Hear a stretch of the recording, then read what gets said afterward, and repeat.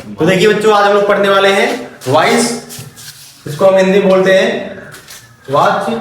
और वॉइस अपना होता है दो प्रकार का। ये पहला होता है एक्टिव वॉइस, इसको हम बोलते हैं कर्दिवाच्य। और जो दूसरा होता है अपना, वो होता है पैसिव वॉइस। दूसरा क्या है? पैसिव वॉइस, जिसे हम बोलते हैं कर्मवाच्य। ठीक, तो आज हम सीखेंगे कि कैसे कोई सेंटेंस एक्टिव है उसको हम पैसिव में कैसे चेंज करते हैं। तो उसके कुछ बेसिक रूल्स हैं, उसको पहले समझिए, उसके बाद हम बताएंगे कैसे चेंज करते हैं। ये जो पहला रूल है वो होता है एक्टिव वॉइस का जो सब्जेक्ट होता है, एक्टिव वॉइस का सब्जेक्ट, उसको पैसिव वॉइस में हम ऑब्जेक्ट बना देते हैं। ठीक, ये पहला रूल है। यानी एक्टिव वॉइस का जो सब्जेक्ट रहेगा वो पैसिव वॉइस में क्या बन जाएगा? ऑब्जेक्ट। जो दूसरा रूल होता है अपना, देखिए ये जस्ट इसका अपोजिट रहेगा। जो एक्टिव वॉइस का जो ऑब्जेक्ट रहेगा वो पैसिव वॉइस में सब्जेक्ट बन जाता है। यानी एक्टिव वॉइस का ऑब्जेक्ट पैसिव वॉइस में क्या बन जाएगा? सब्जेक्ट। यानी जस्ट अपोजिट। यदि एक्टिव वॉइस का सब्जेक्ट है, पैसिव वॉइस में ऑब्जेक्ट बना देना है। यदि पैसिव वॉइस का ऑब्जेक्ट है तो एक्टिव में क्या बना देना है? सब्जेक्ट बना देना है। तो जो तीसरा रूल है अपना, देखिए तीसरा रूल है पैसिव वॉइस में हमेशा वर्ब का थर्ड फॉर्म यूज करना है। क्या करना है? वर्ब का थर्ड फॉर्म यूज करना है। यानी कोई भी टेंस हो, कोई भी टेंस दिया गया है तो उसको हम पैसिव में चेंज करेंगे तो उसमें हमेशा वर्ब का थर्ड फॉर्म लगाएंगे। और जो अपना चौथा रूल है, चौथा रूल में जो पैसिव वॉइस है, इसमें हम जब लास्ट में लिखेंगे सब्जेक्ट, पैसिव वॉइस में सब्जेक्ट लिखने से पहले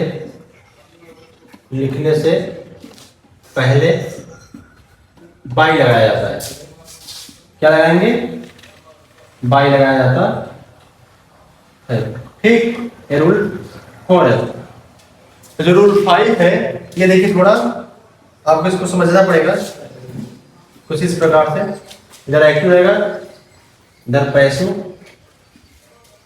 ठीक, एक्टिव में जो सब्जेक्टिव केस रहता है अपना, यानी जो सब्जेक्ट रूप में दिया रहेगा सब्जेक्टिव केस, तो वो पैसिव में क्या बनेगा? ऑब्जेक्टिव केस रूप में बनेगा। Objective case. देखिए यदि एक्टिव के सब्जेक्ट में आई दिया है, जब इसको हम पैसिव में लाएंगे ऑब्जेक्टिव केस में, ये आई का मी हो जाएगा। ठीक, और जो यहाँ पे वी दिया है, यू दिया है, टी दिया है, सी दिया है या फिर दे दिया है, इसको देखो हम कैसे चेंज करते हैं। जैसे आई का मी हो जाएगा और वी का अस हो जाएगा, यू का यू ही रहेगा, ये चेंज नहीं होता है। ही का हिम में चेंज हो जाएगा, सी का हर हो जाएगा और अपना दे का क्या बन जाएगा? देन। ठीक, यानी इस प्रकार जो एक्टिव में सब्जेक्ट रहेंगे सब्जेक्टिव केस ग्रुप में, और पैसिव में ऑब्जेक्टिव केस ग्रुप में क्या बन जाएंगे? आई का मी, वी का अस, यू का यू ही रहेगा, ही का हिम बन जाएगा, सी का हर बन जाएगा और दे का देम बन जाएगा। ठीक, और जो इसका एक और रूल बचा है लास्ट, उसको देखिए। एक लास्ट रूल बचा है, रूल नंबर 6। वही बताने के बाद हम शुरू करते हैं कि कैसे एक्टिव से पैसिव में चेंज करते हैं। देखिए जो रूल नंबर 6 है, रूल नंबर 6 बहुत ही इंपॉर्टेंट, इसको ध्यान से देखिएगा। रूल नंबर 6 में क्या है? जैसे कुल जो टेंस होते हैं, टेंस कुल 12 होते हैं ना। जैसे अगर एक्टिव में देखा जाए, ठीक, एक्टिव में कुल 12 टेंस होते हैं, लेकिन जब इसका हम पैसिव बनाते हैं ना, पैसिव केवल 8 ही टेंस का बनता है, 4 का नहीं बनता है। यानी इस 4 टेंस का पैसिव नहीं बनता। तो कौन कौन से टेंस हैं उसको देखिए। पहला है अपना present indefinite, present perfect continuous. ठीक, इसका पर एक्टिव से पैसिव नहीं बनता। दूसरा है पास्ट परफेक्ट कंटीन्यूअस, और तीसरा अपना रहेगा फ्यूचर परफेक्ट कंटीन्यूअस, और चौथा क्या है? Future continuous. ये रहे कुछ बेसिक रूल्स जो एक्टिव से पैसिव में जब उसको चेंज करते हैं। तो ये इस रूल्स का बहुत ही इंपॉर्टेंट रूल्स है, इसको जानना बहुत जरूरी है। जब तक इस रूल को हम जानेंगे नहीं तब तक हम एक्टिव से पैसिव में चेंज नहीं कर सकते। ठीक, ये जो बेसिक रूल्स लिखवाए हम सर है, इसको हमें क्या करना है, याद रखना है, ताकि इसको हम टेंस चेंज करें तो वहाँ पे इसकी जरूरत पड़ती है। चलिए शुरू करते हैं। देखिए भी सबकी धीरे धीरे उसमें आवश्यकता लगेगी। तो पहला टेंस था अपना प्रेजेंट इंडेफिनिट, प्रेजेंट इंडेफिनिट। ठीक, यही से हम शुरू करते हैं, क्योंकि प्रेजेंट में 4 टेंस होते हैं, indefinite, continuous, perfect, perfect continuous.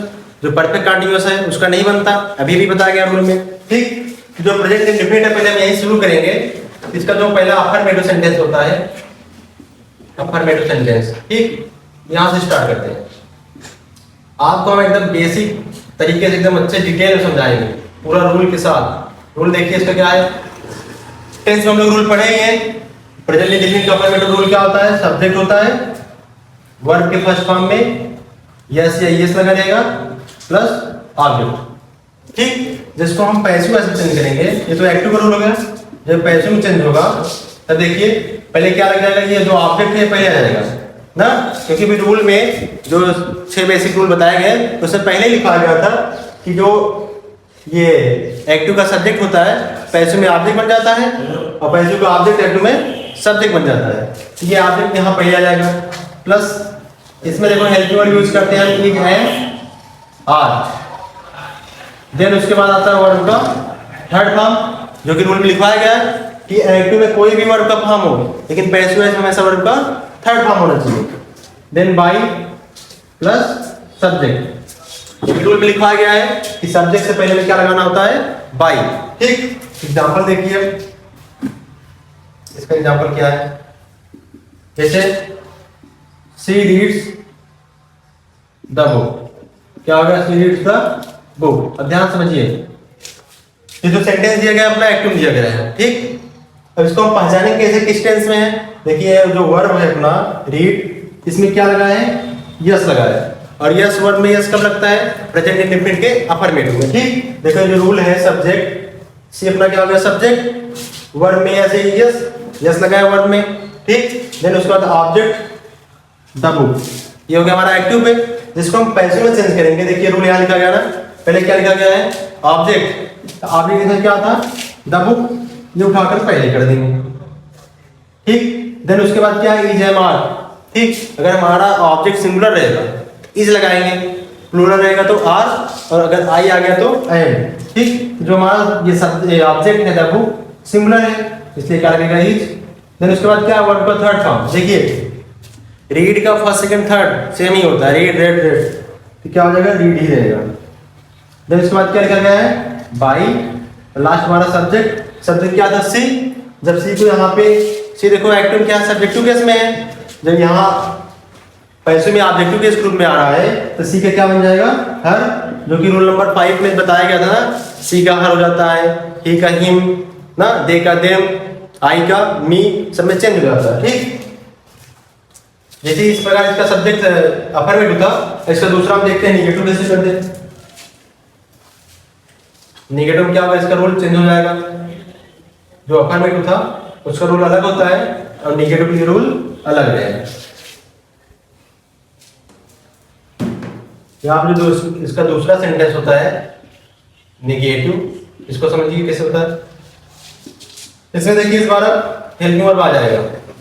ठीक, और हेल्पिंग वर्ब क्या क्या रहेगा अपना, डू और डज, और प्लस लग जाएगा नॉट, जिससे निगेटिव की पहचान होती है। देन उसके बाद वर्ब का फर्स्ट फॉर्म प्लस ऑब्जेक्ट। ये रहा प्रेजेंट इंडेफिनिट के निगेटिव का रूल एक्टिव में। अब जब इसको पैसिव बनाएंगे, इसका रूल क्या होता है, इसमें भी हेल्पिंग वर्ब जैसे मारी लगेगा। ठीक, यहाँ पे नॉट, हम भी नॉट लगाएंगे। इसमें देखो वर्ब का फर्स्ट फॉर्म है, लेकिन पैसिव में हमेशा वर्ब का थर्ड फॉर्म लगता है। देन उसके बाद बाई, लास्ट में आ जाएगा अपना सब्जेक्ट। ठीक, इसका एग्जांपल समझिए, Radha does not to the food. ठीक, ये एग्जांपल है। देखिए पहले subject Radha, helping verb to, does लगा दिए, नॉट भी है, वर्ब का फर्स्ट फॉर्म टू, और आप देखो क्या अपना द फूड। ये तो एक्टिव हो गया, हमें इसको किस में चेंज करना है, पैसिव पे। पैसिव सबसे पहले क्या लिखा है, ऑब्जेक्ट, द फूड उठा के पहले कर देंगे, ऑब्जेक्ट हो गया। फिर हेल्पिंग वर्ब भी जाए वहाँ क्या लगा देंगे, इज, क्योंकि द फूड सिंगुलर है।